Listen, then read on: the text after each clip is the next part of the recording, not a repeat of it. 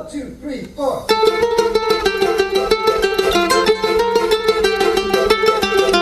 Hi, this is Jewish Talk, coming to you from Nassau Community College, 90.3 WHBC, and streaming live on the iHeartRadio and iTunes apps, and later the program is reposted on Spreaker.com.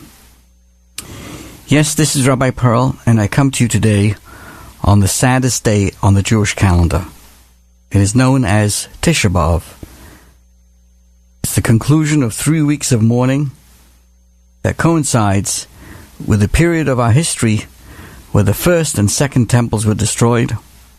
Later on the very same date, we have the First World War beginning on this date, on Tisha B'Av, and many other sad events that include the Spanish Inquisition when all Jewish people had to be out of Spain in 1492, and many other very, very sad events on this day. But all began with the destructions of the temples.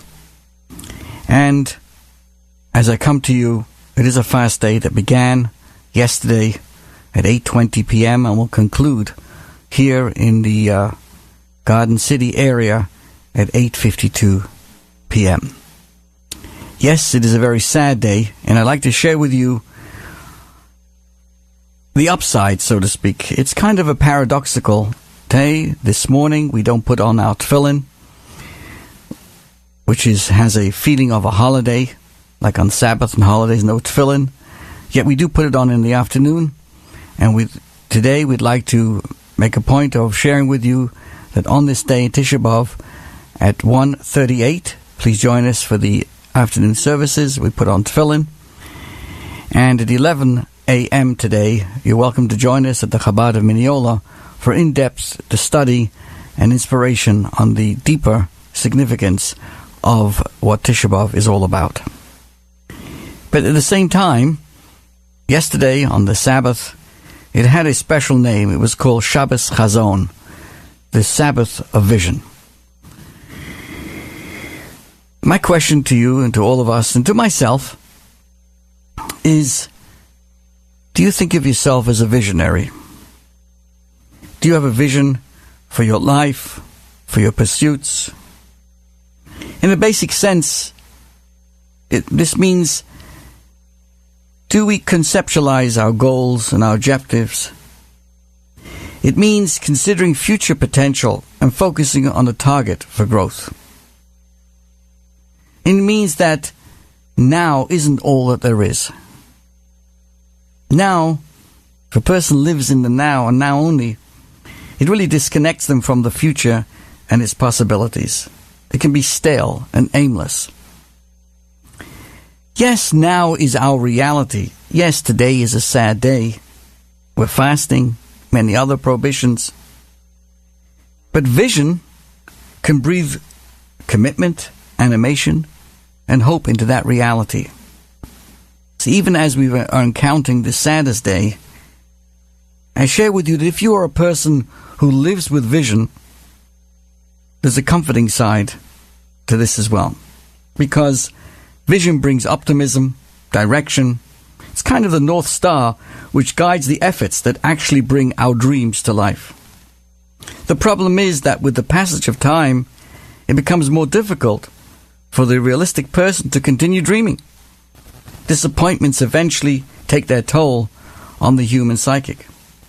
Which raises the question, when does one learn to adjust one's expectations and recognize that there are dreams, that they're dreams, just dreams? And I'm here to tell you today, dear friends, the answer to this question is never. Never stop dreaming. Never stop and have a vision. Doesn't matter how old you are, you must have a vision. We should always be acutely aware of reality.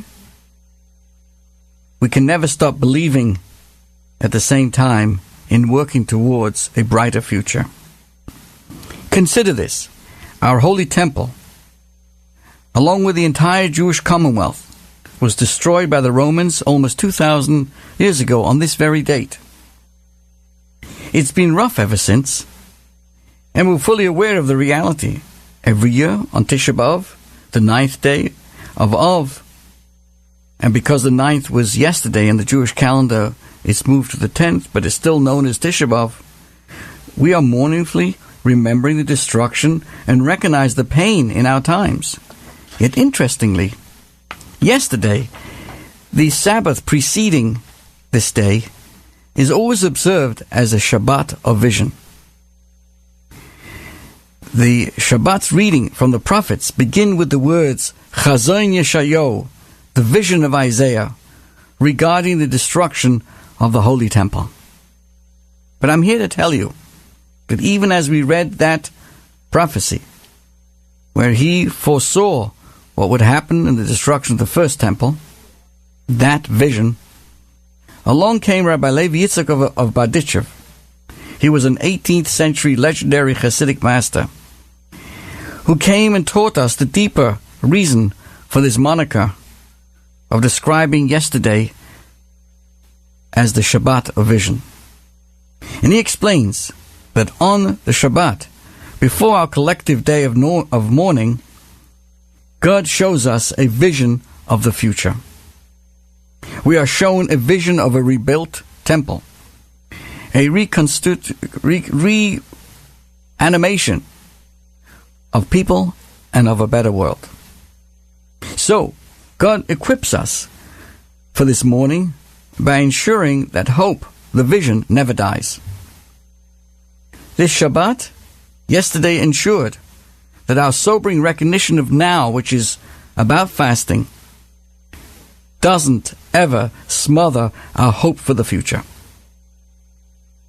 See, I can't see this, in my physical eyes.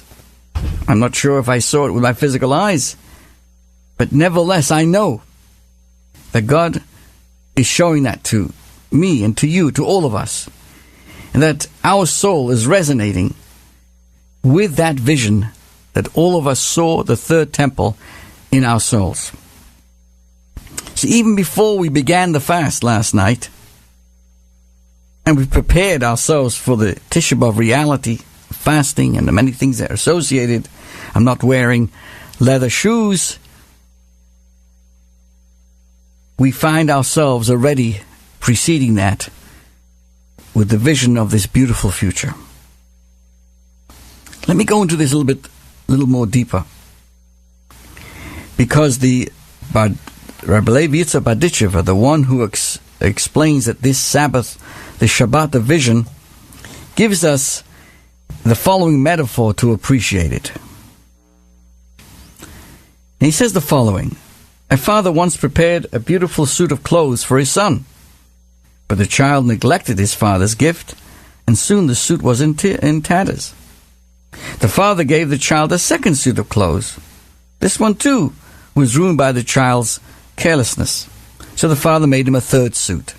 This time, however, he withholds it from his son. Every once in a while, on special and opportune times, he shows the suit to his child, explaining that when the child learns to appreciate and properly care for the gift, it'll be given to him. This induces the child to improve his or her behavior until it gradually becomes second nature to him, at which time he'll be worthy of his father's gift. So yesterday, on the Sabbath of vision, Shabbos Chazon, says this great Rabbi Levi Yitzchak, each and every one of us was granted a vision of this third and final temple.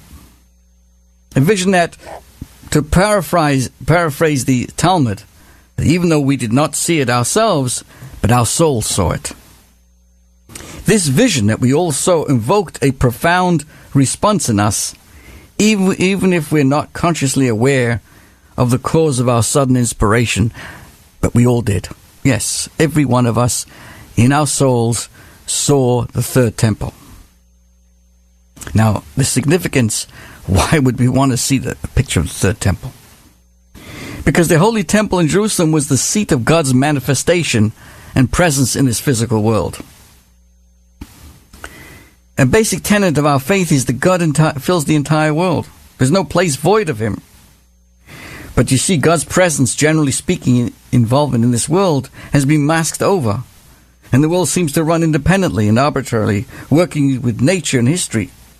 But the Holy Temple was a breach in that mask, a window through which God radiated his light into this world. Here, God's involvement in our world was openly displayed by an edifice where miracles were a natural part of the daily operation, and whose very space expressed the infinity and the all-pervasiveness of the Creator. Here, in the temple, God showed himself to man, and man presented himself to God. So twice we were given the gift of such a location, the first temple, the second temple, a divine dwelling place in our midst. And yet twice we failed to measure up to this gift and banished the divine presence from our lives. Thus, on Tisha B'Av, the first and second temples were destroyed. So God builds a third temple. Unlike the two predecessors, which were of human construction and therefore subject to man's misdeeds, the third temple is an eternal one, invincible, made by the God himself. But guess what? Just like in our metaphor, God has withheld this third suit of clothes from us, confining its reality to a higher heavenly sphere beyond the sight and experience of us. But yesterday, each year on the Sabbath of vision, God shows us that temple. Our souls behold this vision of a world at peace with itself and with its Creator. A world suffused with the knowledge and the awareness of God. A world that has realized its divine potential for good and perfection. Guess what? It was the vision of the third temple in heaven, in its spiritual and elusive state, like the third set of clothes that the child's father had made for him, but is just withholding it for the time being. But it's also a vision of a promise, a vision of a heavenly temple poised to descend to earth, a vision that inspires us to correct our behavior and hasten the day when the spiritual vision will become a reality to all of us. So through these repeated visions, living in the divine presence becomes more and more second nature to us, progressively elevating us to the state of that we have become worthy to experience the divine in our daily lives. Now, let me pause for a moment and wonder out loud, the metaphors that our sages use are very important.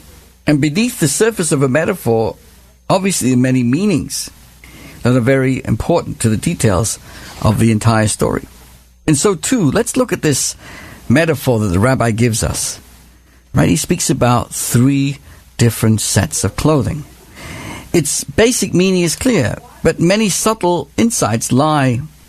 For example, why, we might ask, are the 3 temples being portrayed as 3 suits of clothing?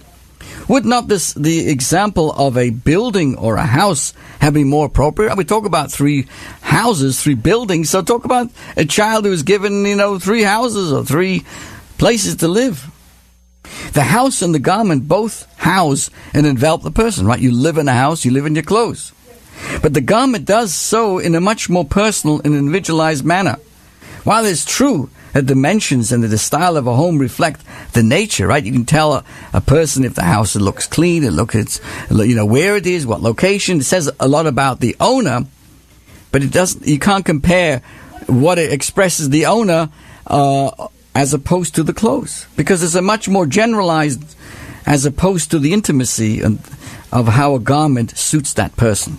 On the other hand, the individual nature of the garment limits its function to one personal use, right? One person lives in one set of clothing at one time.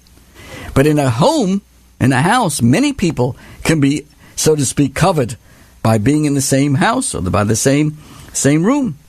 A home can house many. A garment can only clothe only one person. I can invite you into my home, but I cannot share my garment with you.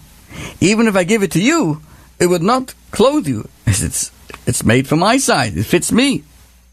So God chose to reveal His presence in our world in a dwelling. Right? It's a communal structure that goes beyond the personal embrace to include an entire people, an entire community of man. But at the same time, the Holy